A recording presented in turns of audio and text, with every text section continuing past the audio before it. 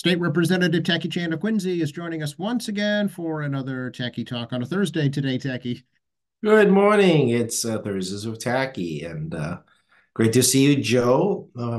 It's a cloudy day. We're waiting for rain. Yes, indeed. Things have changed for sure, unfortunately.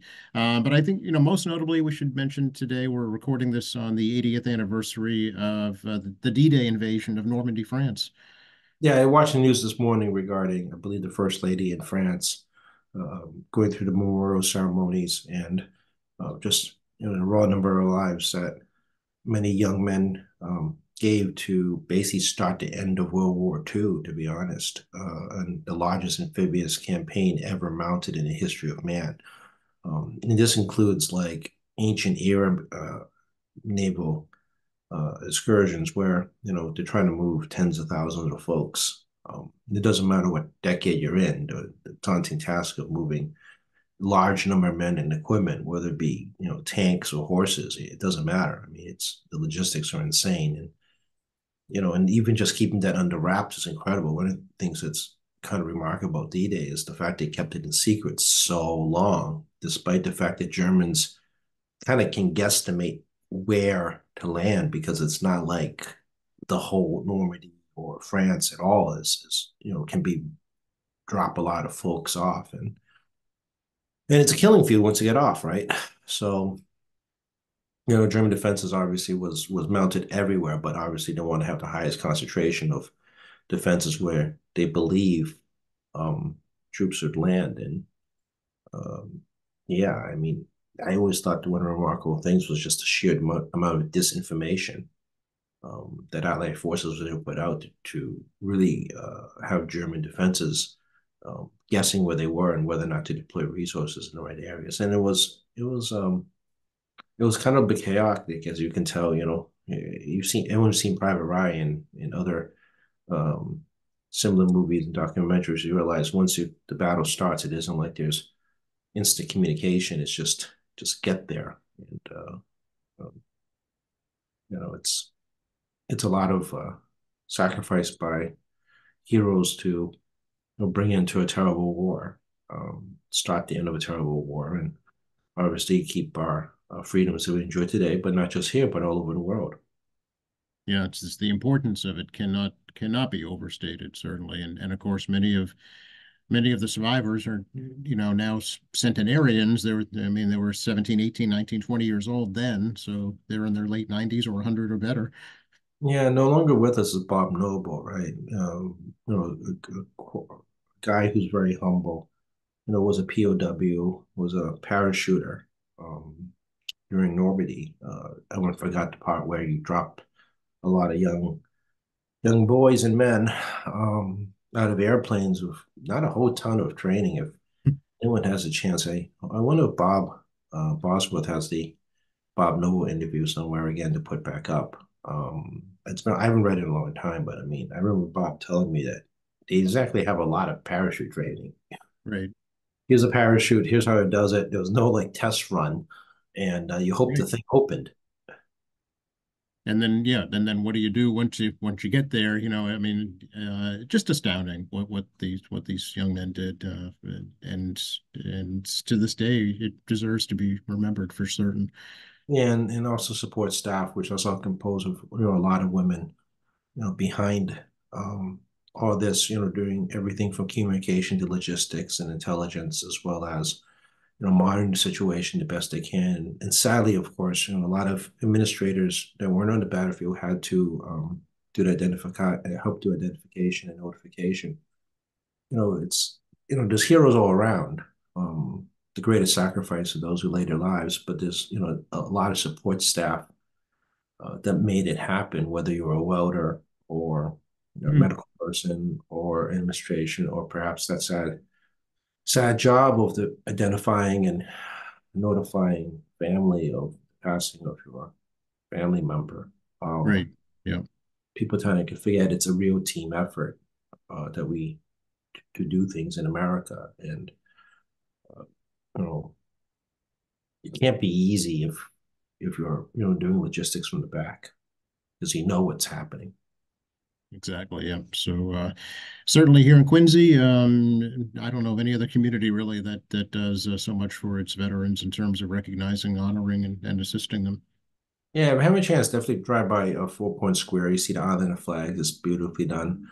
And then you have obviously a new setup in Wallaston Cemetery, which we were there Memorial Day uh, parade at the end, and it's lovely. And then you see a lot of these markers on street corners of names and small flags right now, and those markers represent people that lived in your neighborhood.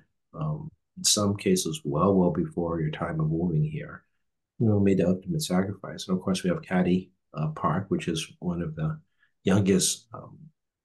Um, what is it? I can't remember. No, I can't remember things. Congressional Medal awardees after death, and then you have at the various schools different memorials, and we still have sailor cemeteries, which I have to say is quite remarkable. One's near my house, Fennel Street, and then of course you have the one behind Snug Harbor School that I know of. And you look at the gravestones and the dates; some of them are not that far off after the Civil War. Mhm. And of course, you have obviously Wallaston Cemetery has a lot of very old gravestone um, military families, and you also have like Pine Hill Cemetery. And where you want to go back in time, have the very old cemetery across from the Church of Presidents next to City Hall. And you can see some very old gravestones, and unfortunately, the markings aren't exactly as detailed as the ones we have in the modern day. So, I mean, it's a bit of American history that's in Quincy, and Quincy has a disproportionate number of folks that went into the military, and Mhm. compared to the rest of the state, in percentage of population.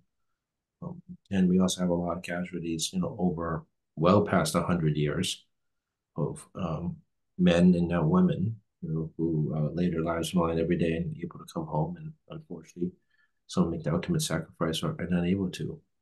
Right. So, but they all equally, ensure that we are able to enjoy the life we have today. And people hate the word global police officer, but the United States is a stabilizing force, throughout the world as much as possible. As they talk about, like just trade is a big part of it, but also just the presence of which creates some stability in the area. Sometimes just being there is enough to deter stupidity, so to speak. Hence, we have NATO, right? And creating new Asian Pacific bloc agreements. I wouldn't call it quite alliances, but some are alliances, but some are agreements. And even NATO's, considering whether or not they should have a Pacific component, given the fact that we live in a global world. As I like to tell folks, I mean, two of the worst wars on a global level actually two of the wars come out of Europe, but every time there's a European war, everybody else pays the price. Mm. Even the Napoleonic War was kind of a global war, right? I mean, it did bleed into the Americas. Um, as well as all the other colonies that are held by the French and the English around the world. And even World War II, what is untold is that they brought a lot of Indian labor. Not entirely sure that was voluntary, but I'm fairly confident it probably wasn't. And Indian labor was brought in specifically, to be support and on the front lines of World War One. The British just dragged a bunch of folks out and said, "You're going to fight here," thousands of miles from home, not knowing where they were. So, the British did some not nice things to people, I think, putting it mildly in world history. But, it's global warfare, which is why everyone's like, well, why do we care about Ukraine? I mean, have we not seen the history of Europe? Every time they do something, everyone pays the price. Mhm. Mhm. Yeah. It's not just World War One, World War Two. I mean, you look at anywhere when they started imperialism and colonization, everyone paid the price. Right. So, well, interestingly, the current president of Ukraine is in Normandy to mark D-Day, so he recognizes the importance, certainly. Yeah, Zelensky, isn't in a horrible position, right? I mean, he's um, you know, trying to stay in the front of people's limelight, keep in front of mind, as you guys all know, watching news cycles in the world do cycle, not more so than America. The United States has a huge, like, fast cycle movement on news, and while there is some news in Ukraine, it's really kind of moved on to other news stories, whether domestic or international. Other parts of the world actually pays attention to international. It's actually part of the regular news cycle. It's very different from here. We really do not pay attention about the rest of the world, unlike other countries. Um, and Zelensky obviously is running a country with no revenue generation because they can't tax anyone when everything's getting blown up. So they're living a government on basically EU and US assistance to pay for the government, just to keep the infrastructure going. Plus, you need weapons and, keeping the military. And I think anybody's been observing this has become a war of attrition. Who can outlast who in the death count and who's going to be most exhausted? And Putin's war on terror is designed to turn the civilian population against the government, which has not worked so far. Um, just a person in the street, Ukraine is in some of the most war-torn areas is still living there, and they're just holding on in defiance. And there is no like civilian rebellion against the president and the government. And 10 million out of 40 million Ukrainians are still not inside of Ukraine. It's one of the biggest exoduses of a country. And Putin's obviously been very strategic. He's changed his defense minister already some months back, and um, Ukraine's issues, he's very aware that it's a public relations campaign. People like winners. We all like winners. So as a result, he knows that we can't demonstrate some advancement. Global public opinion is going to label him a loser, and being a loser equals genocide in their case, because the Russians aren't going to sit around and just decide they're going to keep a portion of that population alive anymore. Right. I think initially they were going to do assimilation. They're going to bring him into the Russian fold and just basically force him to destroy Ukrainian culture and then assimilate them into Russian public over time. But I'm getting this distinct feeling now that Putin's decided that he's just going to, if they take the country, they're going to do just straight up genocide of a portion of the country to lay down the law that they're in charge. That's the feeling I'm getting. Because initially you want to maintain infrastructure, you want to hold the infrastructure together, you're going to invade and hold land because you're not just there to destroy, you want to hold on to the property because you're trying to assimilate them, destroy Ukrainian culture and assimilate into Russian culture. And given the last year and a half, that plan seems to have gone away in favor of terror. And I really believe at some point that the Russians going to adopt a position of we just got to reduce the size of this population to make it manageable. This is not a new concept, by the way. When you're invading an area, generally a military power will make a decision that the best way to manage a conquered country is to basically just reduce the size of the people. Scary thought for sure. Yeah, so Zelensky's in a tough position. I mean, I don't know who listening here, thinks it's important to them, but again, I mean, the Europeans obviously know that, you're not just necessarily having a buffer, so to speak, land buffer, but it's a prelude for other things that could come. And there's always this complexity with natural oil and gas and this, trade. I mean, Right. and those of us who do air travel, I haven't traveled over the Pacific in a long time, but I mean, or to Europe, but if you're traveling, you can't go over Russian airspace, which actually reroutes the entire global airline industry and actually increases fuel consumption because of the Russian airspace being closed. So, same thing of the Russian economy too. I mean, they're having issues moving people around and goods too by air. So there's a lot of things happening here still, and we're kind of gotten used to it. And some of it doesn't affect us in the same way because it's not like a lot of people listening regularly travels, to the Pacific. Right. Not everybody here travels through Europe to try to get over Russia, to try to get somewhere else, on the borders of India and China, because we generally will go over Russian airspace to do that.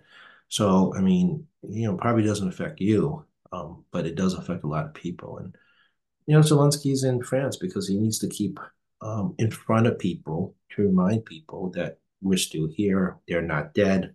We're still fighting. And, we still need help because I think people forget that. I mean, how do you run a government when your country's pretty much 25 to 30% wrecked, right? How do you collect taxes when there's no business? You need foreign assistance just to do the basics, not necessarily just run the military. I was talking to one of my colleagues about this, and they're like, you do realize you can't collect taxes when your country's been destroyed. I mean, but schools are open, right? They're open to have schools and bomb shelters. I mean, they still have grocery stores. They're trying to, they keep losing power, and they're those civil service workers and engineers and firefighters and policemen and ambulance and doctors are fighting, in places where shelling is indiscriminate. The bomb schools, the bomb hospitals, the bomb everything intentionally, not looking for a military target, not looking for a military component. They're just doing it. Yeah, and we haven't even talked about what's going on in Gaza right now either with Israel and Hamas. That's also of world concern. It is. It's another very much a human tragedy, but I also like to keep reminding folks. I mean, you have 1,200 people that were murdered and countless others they still can't figure out fully anymore, is what I'm hearing. They were raped and kidnapped and tortured. And, they're going to be collecting, sadly, a lot of not just Israeli citizens, but also expatriates such as Americans, Thai, and other countries where Hamas terrorists are just going to mutilate bodies. I mean, come on, folks. I mean, people don't think that's real. It is real. And the problem is, again, it's a tiny space of land. Israelis can give a lot of warnings, but there's not a lot of place to run. So Israelis do actually attempt to give, notice for folks to get out of the way. The problem is that where do you get out of the way to, right? And even the U.S. and other news outlets have visualizations of these tunnels underneath hospitals. The human shield thing is kind of the big difference here. And Hamas is a government. I keep reminding people, Hamas is the government of Gaza. The old PLO is the government of the West Bank, and the Gazans are not part of the Palestinian PLO parliament. They're its own entity. It is a government. That's why it's kind of called a war, because it's one government versus another government. Gazan government, as we also all discovered is, I knew nothing but about the economy of Gaza, but they have no economy. Right. No, it's terrorist government is what it is. Yeah. Yeah, it's 100% foreign aid. Right. And what do you think the Gazan terrorists were using with that foreign aid? Right. And there's this accountability that's really hard to figure out is, well, that foreign aid never made it to the population in a substantive form. The Gazan government terrorists kept it for themselves. And there's no elections. They do awful things to their own people. But those people have nowhere to go because no one will take them. And this is kind of a part of the conversation, like they keep saying, is that, the Egyptians are holding at the line against, refugees trying to get over. You should try a large strip of Israeli land to try to get the Hezbollah, which is still shooting missiles all over Israel, to Lebanon. But, Lebanese don't want them, or actually the Hezbollah doesn't want them. I don't see Jordan or Saudi Arabia jumping up and down saying, hey, we'll take the civilians to get my harm's way if you want to clear out the terrorists. Um, it's, you're able to move 40 million people out of Ukraine. Good luck moving one out of Gaza. Right. And the U.S. Obviously took refugees from Ukraine, but that's after the bordering countries accept and confirmed. And not all Ukrainians were able to get out. If you didn't have confirmation documents like a passport and other similar documents, you were still trapped at the Polish border. Mm-hmm. So it's not like every Ukrainian got out. So you got these refugee camps on the edge of the Polish border because they're having identification problems to confirm who they are in the way into Poland. Right. You know, you have this human tragedy on both sides. A lot of Israelis killed, and unfortunately, 5 to 10 times as many Gazans is the way it's looking like, unfortunately. But I mean, the Gazan government has a responsibility for its people, and people kept saying, "Oh, it's Israel." I'm like, yeah, but it takes two sides, and clearly, the terrorists in Gaza do not care about their population. Yeah, they've been offered a ceasefire agreement, and it just sits unfulfilled. Well, I mean, you're not going to turn over the killers. I mean, this is not going to happen. I mean, they're not going to say, okay, we apprehended. I mean, this was any other reasonable government in the country, in the world. Okay, we're going out these criminals. We're going to work together. We'll catch these Mhm. criminals. We're going to hand them over, or we're going to bring justice at home on them, or something. No, that's not happening. This is not a Right. civilized government in the sense that they know who did it. They're the ones that did it, right? So, anywhere is the world. No one wants to talk about that either. I mean, they know who did it. I mean, justice should be brought to those folks, but they were Mhm. never going to do it. We all knew they were never going to do it. If somebody was under some pretense that, Hamas was like, okay, we're going to round up these guys that, rape, murder, killed, all these Israelis and hand them over, it is not going to happen. Right. Right. And, that's kind of part of it as well. But I mean, you can see the stark difference on the civilian impact in both, but it's very, very different. Very, very different circumstances. It's not a fair comparison. And one of the biggest reasons is the neighboring states around Israel obviously hate Israel. People forget that. The neighboring states around Ukraine, most are okay with them. Mhm. Um, and then you have again a civilian population uh, that nobody wants. Well, in Ukraine, the neighbors were taking them in the best they could, and then from there were relocated globally, for a lot of PTSD and adjustments to someplace to live, not knowing if they can ever go home, Right. uh, because its home's also not there, perhaps. Um, but yeah, I mean, it's not a fair comparison, not just because of the circumstances, but also how their neighbors behave. And I think this is lost on folks. They're oversimplifying a very complicated situation. Yeah. I just think it's important to talk about on this anniversary of D-Day how important still the U.S. military is around the world. Oh, absolutely. I mean, the presence in Korea keeps the North Koreans at bay. Presence of Okinawa, I know there's a lot of controversy with the Okinawans and in Japan and the U.S. presence there. But I mean, they also, patrol and protect that part of the sea. It's close enough to Taiwan that if it gets strange, they can move in. There's a U.S. military base in Singapore.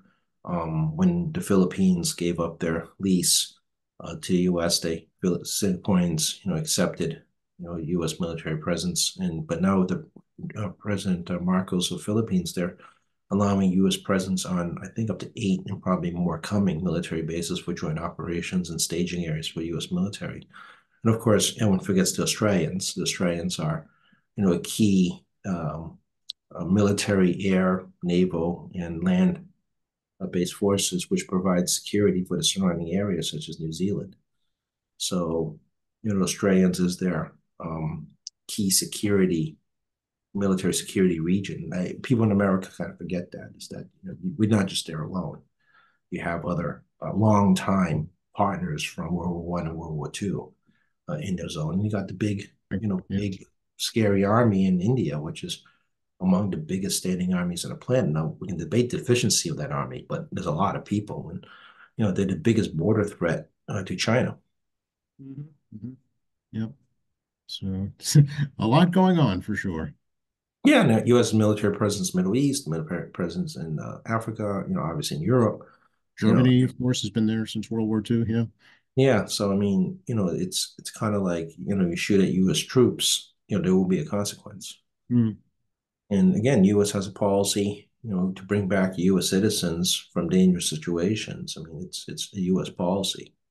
So that's actually part of the U.S. military presence. If we need to get people out of an embassy or get civilians out, via embassy or other places that that are, I won't say safe, but someplace, um, U.S. military can get there quickly and do that. And we all know that basically aircraft carriers are flying cities. I mean, floating cities. I mean, aircraft carriers just is a floating city. It has like literally everything on it.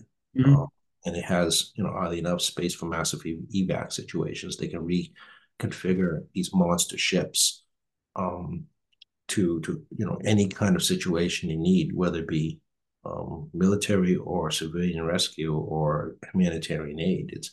I think people don't realize that the modular nature of these floating cities do so much. And I didn't realize, but when I was in San Diego, I mean, I was on the Midway aircraft carrier, Mhm. and even back then, the ship 40, 50 years ago was also basically a convertible aircraft carrier. It could do anything.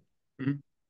It's like a third, it's like two-thirds of the size of one aircraft carrier now, but it's monstrous. But when you go through the tour and you look at the way the space is configured, yeah, it's cramped. I mean, it's a ship, but yeah, it really is designed that if we're going to do rescue operations, they can just reconfigure like large chunks of it to do something else. People perceive this as just strictly like a military thing. It's not. it's like a multi-use, not just military, but also emergency rescue, evac, moving goods around. I mean, it's quite remarkable. Let's bring it back home for a little bit, Tacky, and talk about some State House news. Yeah, we were at the State House last night about 9:30 or so, doing a housing bond bill about $62 billion, a substantially larger from the last one we did some years back at one point. I think it's 1.2 billion. We're making a very substantial investment on a wide range of areas, ranging from um, creating more veterans housing, doing some decarbonization of let me look here, of heat pumps in public housing. Excuse me. Doing some stuff with local housing partners, about $200 million investment, $1 billion investment in maintenance resilience with existing public housing, which is much needed on a statewide level. We did something for the South Shore, $1 billion to look at expanding MWRA, water basin expansion in the South Shore areas, whether or not we can help other communities south of us to be a member of that. 275 million for accelerating greenhouse modular homes. We do a capital authorization for a momentum fund, which is to leverage resources for multifamily development. And then we put $150 million to help conversion of commercial property to residential property. We've talked about this before. Just because your commercial space doesn't necessarily mean that you can convert to residential. You have that one bathroom or three bathrooms on one floor, and you're going to put in like, maybe like 25, 30 units. Every unit has its own bathroom. You can't do dorm style. I Right, think, and kitchens, obviously, and yeah. yeah, it's a lot of like real, like you just can't just decide to make commercial space, residential overnight. Um, some stuff, we do some, let's just skip over some of these things here on this long list of the fact sheet. We do the community investment tax credit going to 15 million from 12 million. Groups like Neighborhood Works uses investment tax credit to create veterans, disability, and affordable housing. A lot of rehab. Every region has some kind of a community development corporation, CDC. Obviously, they're tailored towards each region. Every part of the state's very different. Um, we do a home ownership tax credit for affordable homes for first-time home buyers who are not above 120% of area median income. Um, we do some more stuff on housing choice initiatives, about $50 million for that. We do some $25 million for grants to help cities and towns do planning and zoning. So we do some grants there. Um, we do housing stabilization investment fund, 425 million to help preserve and construct and rehab existing home projects. Um, and then we do some stuff regarding $200 million for rental housing assistance programs for single occupancy and transition, which includes veterans and seniors and persons with disability. Some other interesting stuff on the policy level. I mean, one of the ones that I think is great is the alternative housing voucher, to expand that not just for senior citizens who are with disabilities, but expand it to the rest of the adult population.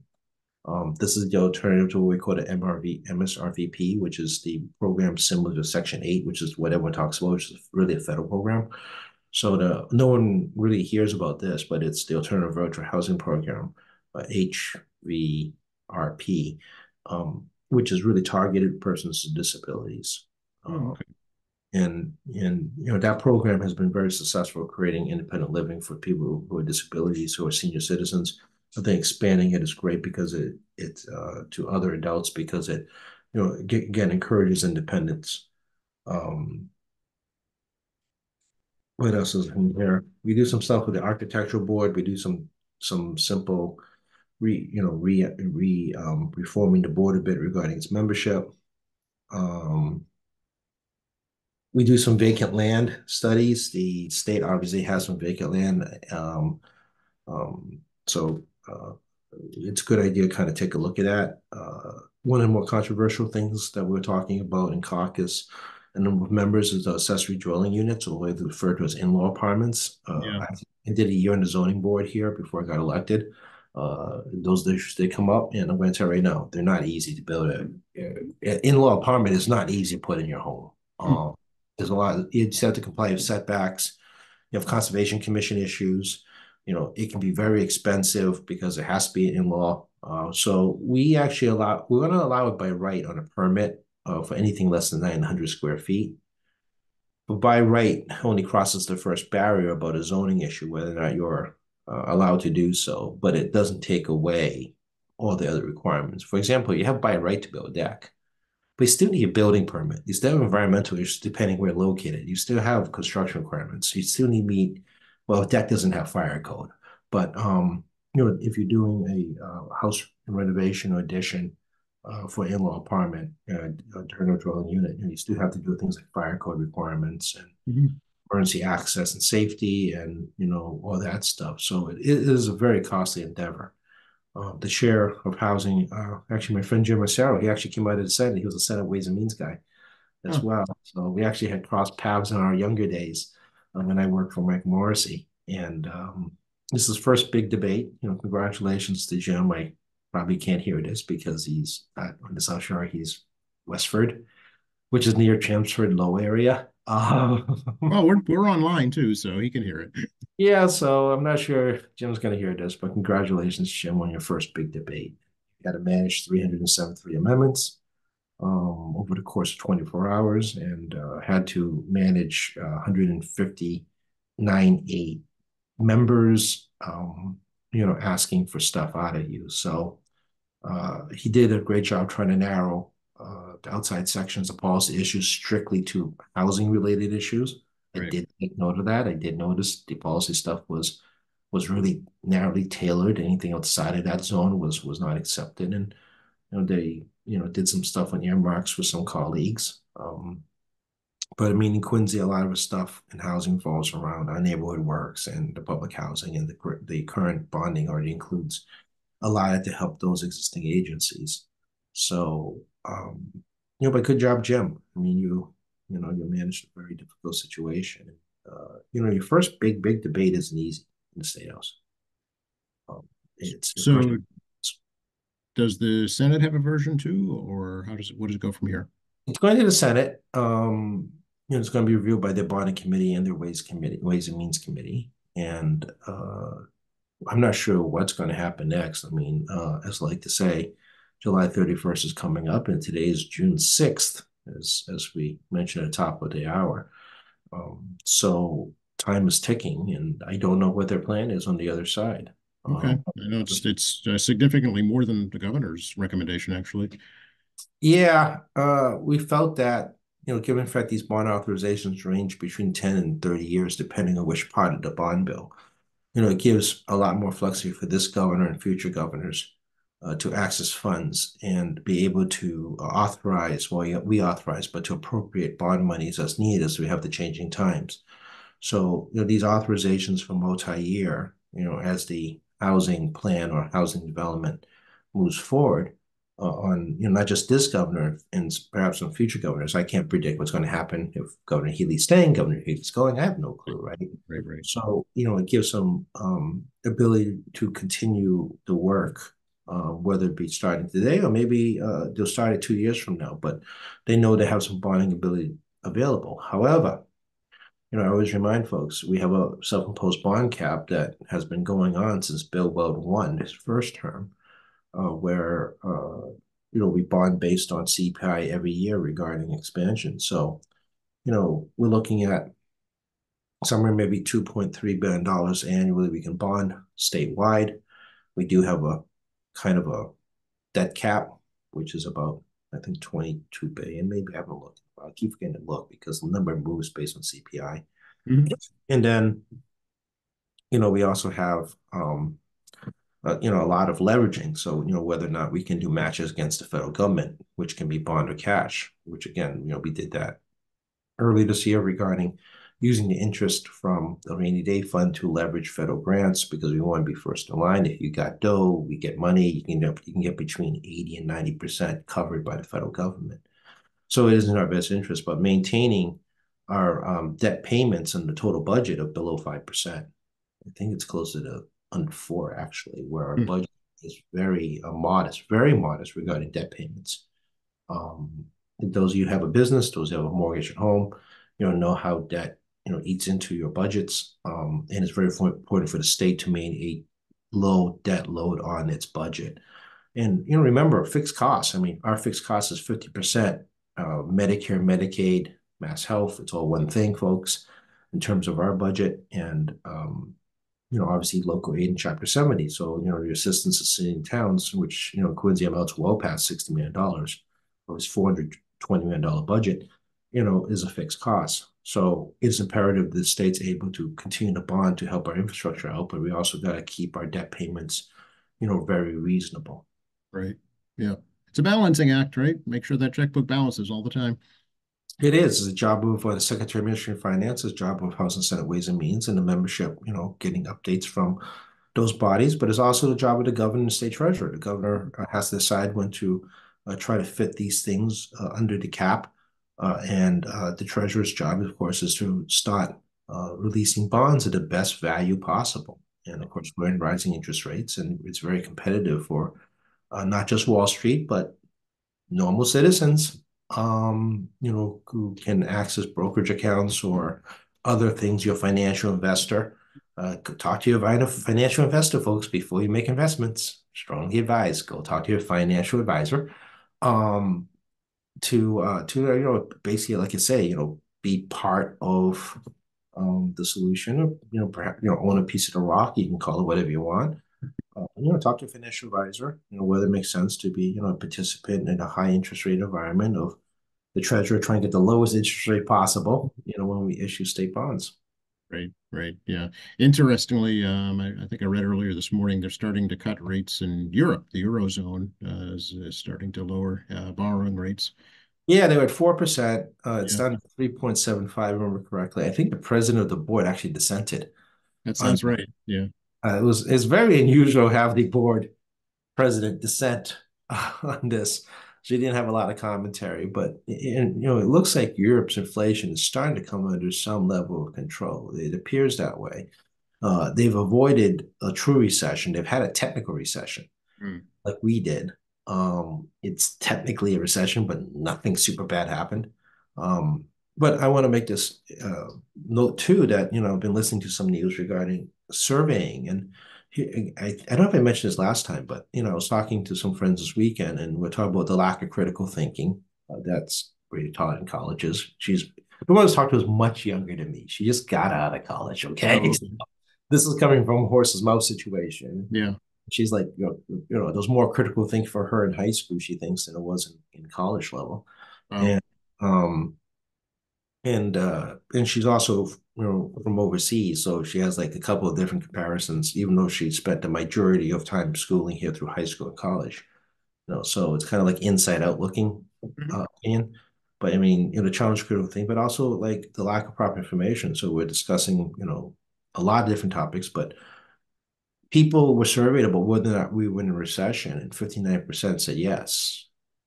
But Just unemployment, not yeah, true. Yeah. yeah, it's not true. We're not in a recession. Inflation's not a recession. It's the total Right, opposite. right. And people thought that the jobless rate was high. They think the entire economy is spiraling. People don't have jobs. But vacancies, as you all know, you can't find me anybody that's listening does not have a problem regarding customer service somewhere, or your business trying to hire people. You have vacancies. So that's clearly wrong. Unemployment numbers are coming tomorrow in the feds. I expect to be still under 4%. The state government is 2.9%. We're Yeah. 1% point lower than the federal government. So we are not having unemployment, but over 50% believe we did. And then 49% of the public believe that the stock market is in a free fall. The market is crashing horribly. We are on a record Dow, S&P, and NASDAQ right now. And the NASDAQ's been the weakest one of all of them. It's been struggling to grow as fast as S&P. In particular, S&P is out of control in growth. So it's been the strongest market in history so far, after having a pretty horrific fall of 2022, which is a natural kind of correction in some ways after interest rates went up. So there's a degree of like just media literacy or paying some attention that, when you have that size of population, with 100% fiction, basing the information of God knows where Right. is pretty frightening. example of something that, there's any international stories. This ain't, stories of DC. This is something that's right in front of your face. Yeah, it's very easy to access this information from multiple sources, legitimate sources, folks. I think that's what I think is being fueled by is a lot of social media chatter. Yeah, but you can see it in front of you. I mean, we talk about more than one time our experience in supermarkets, right? You're in a long line. There's no workers, right? I mean, you have friends retiring younger, changes Mhm. the workforce, right? Mhm. Wages have gone up, but prices have gone up. So everyone's feeling an awful pinch, right? There are people taking vacations. The economy is awful. Nobody's going anywhere. You are not flying. You are not using hotels. You are not planning a trip. You're not going to your friend's wedding because you have no money, right? All untrue. Yeah. Yeah, it's all untrue. I mean, I know that people are very challenged. I know that housing continues to be a big challenge. I think it's like Sure. 1.6% of the state's housing is available, barely 1.6%. I mean, I get all that, but it's very scary to me when I hear that kind of data sets because it's not like we're talking about overseas and we're not talking about things that are really far away. We're talking about stuff that's as a main street issue. This is stuff you feel and see when you go out your door, or even at home. I mean, everyone loves Amazon, right? So it's very peculiar. Um, it's very concerning. It's very concerning. I mean, the lack of, you're right, proper media, but also just critical thinking. I mean, this student said that, well, she's a graduating student, she's going to master's in California, but she's kind of like, hey, it's kind of concerning. Hmm. Because, she talks to her, people in undergrad in master's program, and it's just, she's like, this is, kind of curious. So then it bled into this whole conversation about stuff I'm hearing in the economy, and the surveying is it's very, very, very concerning. Yeah. I have to wrap things up a little earlier this week, Tacky, if that's okay. Yeah, well, it's your show, Joe. Oh yeah, it's my show. I forgot. I Well, don't know. I need. it's called AM Quincy with me, so I guess it's my show.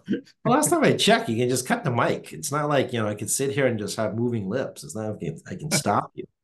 No, Uh, I would never do that to you, Tacky. in case you're wondering, we're using Zoom as our medium still. So, as the administrator, Joe has enormous capacity, whether or not to shut me down. Which I would never do. But I do have to wrap it up early because I'm actually going to be interviewing an author who is here in Quincy documenting the workings of the Quincy Fire Department 50 years after he did it the first time. So Oh, I'm supposed to be on the lookout for that. that is pretty cool, actually. Someone that Yeah. actually is going to do a look back, so to speak, and what was yesterday and what's tomorrow. Yeah, exactly. So I'm looking forward to that. So I'll let you know next week.